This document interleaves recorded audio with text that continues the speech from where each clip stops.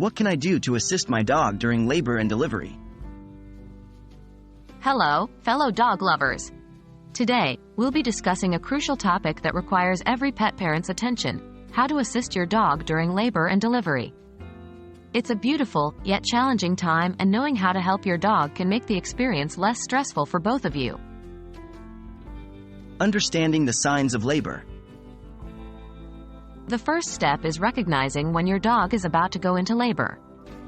Dogs usually start showing signs of labor about 24 hours before the delivery. These signs include restlessness, nesting behavior, loss of appetite, and panting. Monitoring these signs can give you an idea of when labor is likely to start.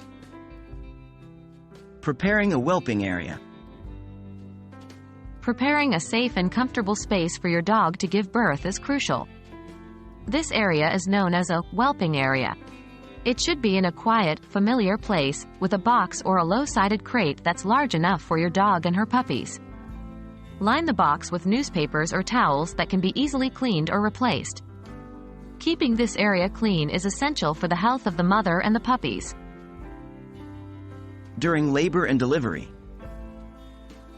During labor, it's best to remain calm and offer gentle reassurances to your dog.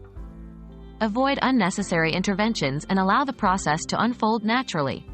Offer her water, but don't force her to eat or drink if she doesn't want to. As your dog starts delivering puppies, remember that each puppy will be delivered in its own amniotic sac, which the mother should break.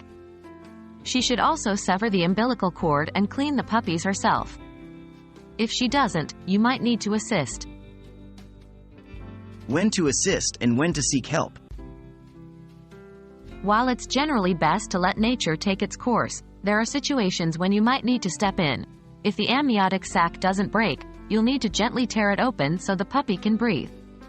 If the mother doesn't sever the umbilical cord, tie it off about an inch from the puppy's body with a piece of dental floss or thread, and cut it on the far side of the knot.